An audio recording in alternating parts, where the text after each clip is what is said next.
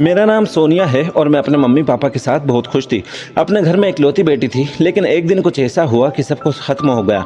मैंने तो कभी सपने में भी नहीं सोचा था कि मुझ पर इस तरीके से दुखों का पहाड़ टूट पड़ेगा और मैं बेसहारा हो जाऊंगी। एक दिन मेरे मम्मी पापा मुझसे बोलकर 2 घंटे के लिए बाजार गए थे, लेकिन जब 2 घंटे से ऊपर हो गए तब मैंने पापा को मोबाइल पर कॉल किया। मैंने हेलो कहा तो उधर से पापा की आवाज़ नहीं आ रही थी, वो किसी दूसरे लोगों की आवाज़ थी। उन्होंने कहा कि तुम्हारे माँ पापा का एक्सीडेंट हो गया है और उन्होंने एड्रेस बताया कि तुम इस एड्रेस पर आ जाओ। मैं जल्दी से दौड़ती हुई गई। हमारे घर से थोड़ी ही दूर पर उनका एक्सीडेंट हुआ था।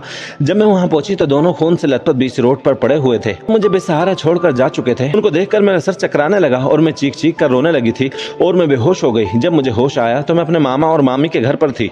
होश में आते ही मामी के गले से लग कर रोने लगी। मुझे समझाने लगी कि तुम गम मत करो, तो मैं अपनी बेटी की तरह ही देखभाल करेंगे। अब मैं अपने मामा मामी के साथ ही रहने लगी थी। मेरी मामी कुछ खाने के लिए लेकर आई, लेकिन मुझे बिल्कुल भी खाने का मन नहीं कर रहा था। लेकिन मामा बहुत जिद कर रहे थे कि मैं उनके लाए हुए हाथों से बनाना शेक पी लूं। मेरे मामा मुझे बहुत समझाने की कोशिश कर रहे थे, लेकिन मुझ पर जो दुखों का पहाड़ टूटा था, मैं कुछ भी नहीं खा रही थी। बनाना शेक का गिलास मेरे सामने लिए खड़ी थी और कहने लगी, बेटा जो होना था वो हो गया, जल्दी से बनाना शेक पी लो, देखो तो तुमने अपनी क्या हालत बना रखी है। फिर मामा ने मेरे सर पर हाथ रखा और कहने लगे, सोनिया अगर तुम ये नहीं पियोगी तो तुम्हें नींद नहीं आएगी, अब जो होना था हो चुका है।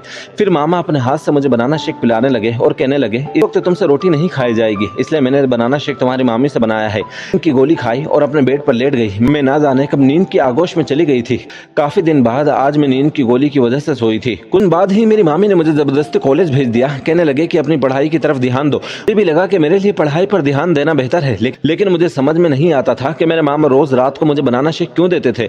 लेकिन मैं कहती थी कि रोज रोज बनाना शेक पीना मुझे पसंद नहीं है, मैं खाना तो खा रही हूँ ना, आप लोग क्यों जबरदस्ती मुझे पिलाते हो। मामा कहने लगे कि इसकी वजह भी तुम्हें बता दूंगा, तुम अभी बहुत छोटी हो, अभी नहीं समझोगी, लेकिन हम तुम्हारे फायदे के लिए तुम्हें पिला रहे हैं। मैं समझ नहीं पा रही थी कि मामा क्या कहना चाहते हैं, तो उन्होंने अपने हाथ से बनाना शेक मेरे होठों पर लगाया और जब तक मैंने गिलास खाली नहीं कर दिया मुझे पिलाते रहे। मैं ये बात महसूस की थी कि जब मैं बनाना शेक पीती थी तो मुझे बहुत कमजोरी महसूस होती थी। जब सुबह कॉलेज के लिए उठती थी तो मेरा सर भारी रहता था। मेरा दिल नहीं चाहता था कि मैं कॉलेज जाऊं, इसलिए मैं कॉलेज की छुट्टियां कर लेती थी। एक दिन मामा बाहर से स्पेशल बनाना शेक लेकर आए और कहने लगे कि ये मैं तुम्हारे लिए लेकर आया हूँ। मैंने कहा, आप क्यों मेरे लिए लेकर आते हैं, मुझे बनाना शेक नहीं पीना है, मैं पीकर बोर हो चुकी हूँ। वो कहने लगे, बनाना शेक नहीं पियोगे तो रात को नींद कैसे आएगी। आज तो मुझे मामा की बातें बड़ी अजीब लग रही थी। उनकी आंखों में एक अजीब सी चमक थी। मैं सोच में पड़ गई कि ये सब क्यों हो रहा है। मेरे मामा की नजरें मुझ पर बदलने लगी थी। मामा पहले तो कभी मुझ पर इतने मेहरबान नहीं थे। हाँ, मामा का मिजाज मक्खन लगाने वाला था। मुझे बिल्कुल भी अपने मामा और मामी का रवैया अच्छा नहीं लग रहा था। कुछ तो बुरा हो रहा था जो मैं समझ नहीं पा रही थी। मुझे रोज बनाना शेक पिलाना और अपनी नजरों के सामने सुलाना, ये सब मेरे लिए बर्दाश्त से बाहर था। लेकिन मैं कुछ भी नहीं कर पा रही थी क्योंकि मेरा कोई सहारा नहीं था। मुझे अपने मामा मामी के साथ ही रहना था, इसलिए मैं ज्यादा जोर जबरदस्ती से बात नहीं करती थी।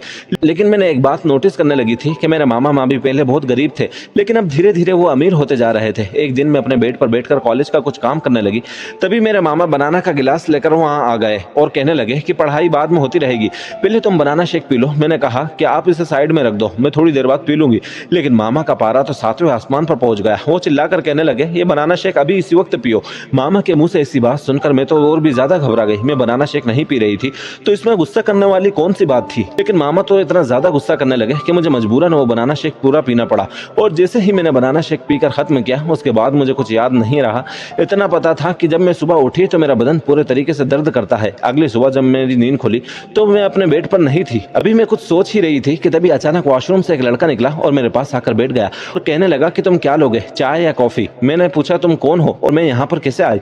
पर वो लड़का खड़ा होकर मुझे देखकर मुस्कुराए जा रहा था। मैंने फिर से उससे गुस्से से कहा कि तुम मुझे बता दो मैं यहाँ पर कैसे आई हूँ, मुझे मेरे मामा मामी के पास जाना है। वो लड़का मेरे पास आया और मुझे हैरत से देखने लगा।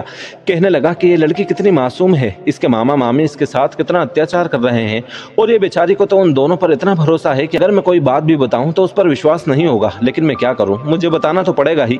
फिर वो कहने लगा कि देखो तुम यहाँ पर बिल्कुल सेफ हो और मैं जो तुम्हें बताने जा रहा हूँ उसे ठंडे दिमाग से सुनो। अगले ही पल वो लड़का मुझसे कहने लगा, तुम्हारे मामा मामी एक बहुत बुरे इंसान है और वो लोग मिलकर तुम्हारा इस्तेमाल करते हैं। उस रात को एक बंदे को तुम्हारे कमरे में भेजते हैं और उस आदमी से बहुत सारे पैसे लेते हैं। तुम खुद समझ जाओ, तुम्हें एक रात के लिए दूसरे आदमी के हवाले कर देते हैं। मुझे तब पता चला जब तुम्हारे मामा एक आदमी से बात कर रहे थे और तुम्हें बेचने के लिए बहुत सारे रकम लेकर उस आदमी के साथ हमेशा हमेशा के लिए बेच देना चाहते थे। मैं वहीं पर यही सब बातें सुन रहा था, फिर तुम्हारे मामा वहाँ से जाने लगे। मैं जल्दी से तुम्हारे मामा के पास गया और उनसे कहने लगा कि मैंने सुना है आप किस लड़की को बेच रहे हैं, क्या आप मुझे उस लड़की को देंगे? मैं बदले में आपको दोगुना पैसा दूंगा। फिर तुम्हारे मामा ने मुझसे बहुत सारा पैसा लेकर तुम्हें मेरे हवाले कर दिया, लेकिन तुम बिल्कुल भी फिक्र मत करो, तुम यहाँ पर बिल्कुल सेफ हो। अगर मैं तुम्हें पैसे लेकर नहीं आता तो शायद तुम बहुत दूर जा चुकी होती और वो लोग तुम्हारे साथ न जाने क्या क्या करते। उस लड़के के मुंह से ऐसी बातें सुनकर मैं फूट फूट कर रोने लगी। आखिर मेरे मामा मामी मेरे साथ इतना बड़ा धोखा कैसे कर सकते हैं? मुझे बनाना शेक पिलाने का मतलब समझ में आया कि रोज रात को मुझे बनाना शेक पिलाकर सुला देना कोई नॉर्मल बात नहीं थी। अगर मैं पीने से मना करती तो डांट कर अपने सामने पीने को कहते। अब मुझे सब कुछ समझ में आ गया था कि जब मैं सुबह उठती तो मेरा बदन इतना दर्द क्यों करता था, यानी मैं हर एक रात एक शख्स के साथ गुजार रही थी।